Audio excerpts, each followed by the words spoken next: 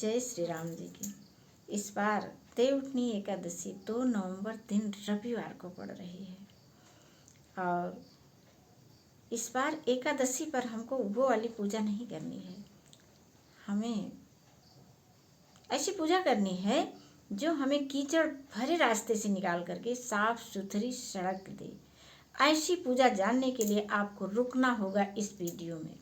आप इस वीडियो को लाइक शेयर कमेंट करिए, ना करिए सब्सक्राइब, लेकिन आप रुक करके जान तो लीजिए इस पूजा विधि को। तो चलिए बिल्कुल बिना देर किए शुरू करते हैं पूजा विधि। पूजा विधि क्या है कि इसकी पूजा विधि एक दिन पहले से है। हमेशा एक दिन पहले से ही पूजा विधि शुरू हो जाती है एकादशी की। तो आप शाम को शुद्ध सात्विक आहार करिए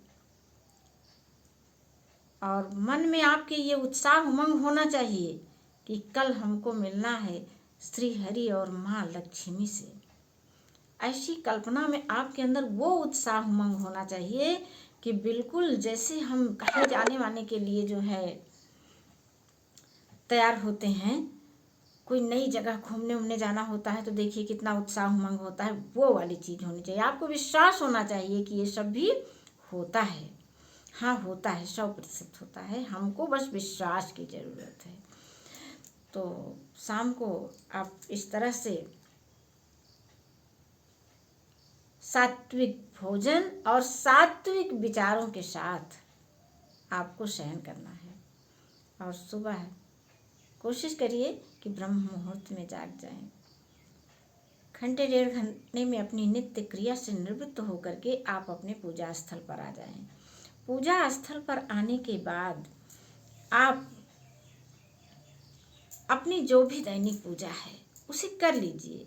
पंचोपचार खोटसोपचार आप अपनी यथाशक्ति कर लीजिए। उसके बाद एकाग्र होकर के इस मुद्रा में आप बैठ जाइए और बैठ करके आप लंबी गहरी सांसें लीजिए जो कि नाभि तक जाए पूरा, और आपको लगे कि मैं संपूर्ण ब्रह्मांड से श्री हरि की शक्ति को प्राप्त कर रहा हूँ।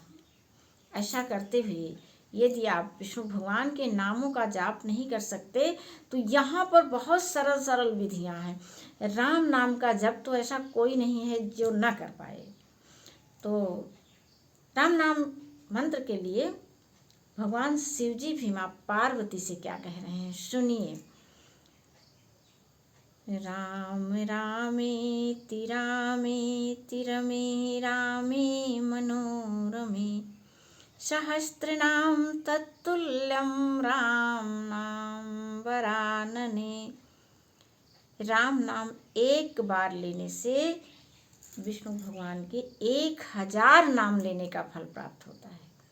और आप लंबी गहरी सांसों के साथ राम नाम का उच्चारण करिए। 1 बार 2 बार 3 बार 21 बार कर सकते हैं तो सर्वोत्तम है।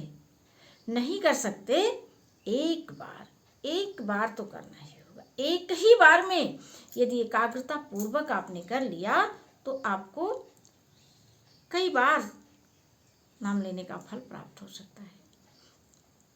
तो आप एक बार लंबी गहरी सांसों के साथ, और ऐसा करते हुए 21 बार ले लिए तो फिर क्या कहना। और उसके बाद आप उठिए, जो भी अपने पूजा स्थल पर आपने भोग लगाया था अपने हाथों में ले करके अपने बड़ों के पास जाइए और उनके चरणों में आप अपना सिर रख करके उनसे प्रणाम करना है। पहले के संबंध आपके क्या है इससे नहीं मतलब है।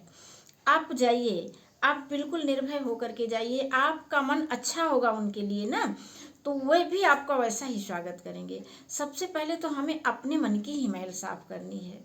दूसरों के मन का मैल तो वैसे ही अपने आप साफ हो जाएगा। जब मेरा साफ हो जाएगा तो सब मुझे अच्छे दिखने लगेंगे। मेरा मन एक दर्पण है।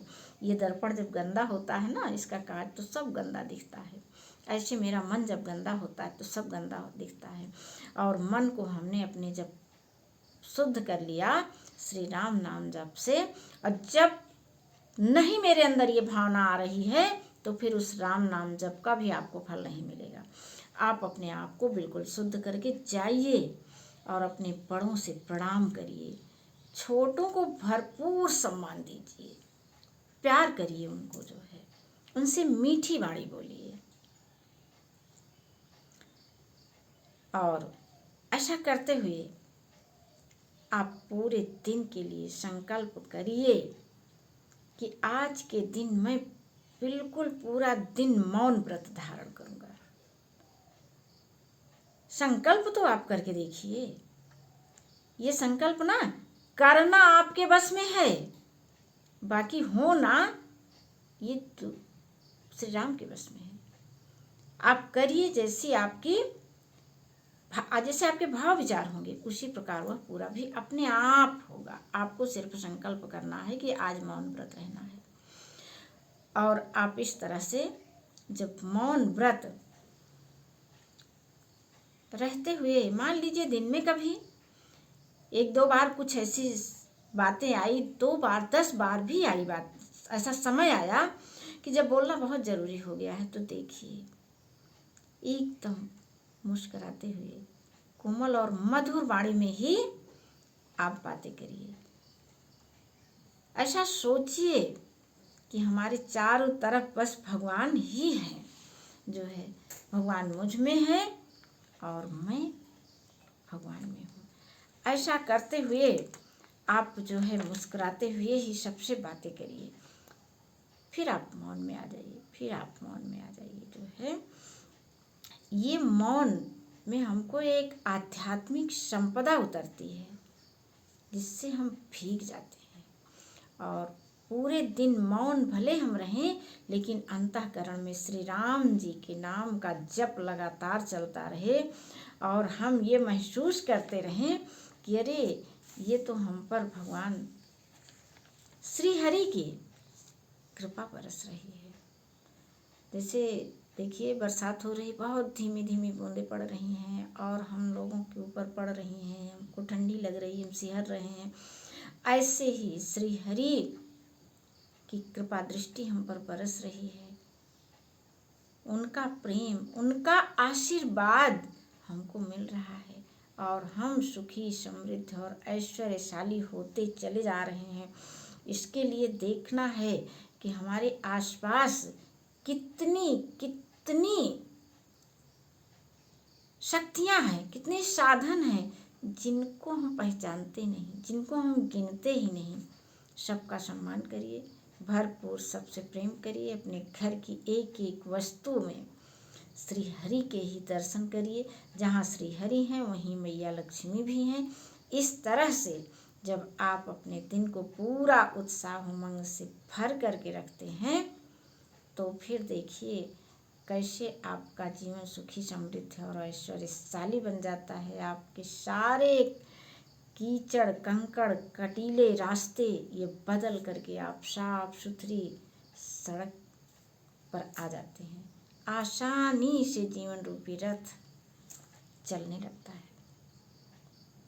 ठीक है, भगवान श्री हरि हम सब पर अपनी कृपा और आशीर्वाद बनाए रखें। इस आशा के साथ आप सभी से सस्नेह प्रणाम। अगले वीडियो में हम फिर मिलेंगे। जय श्री राम जी।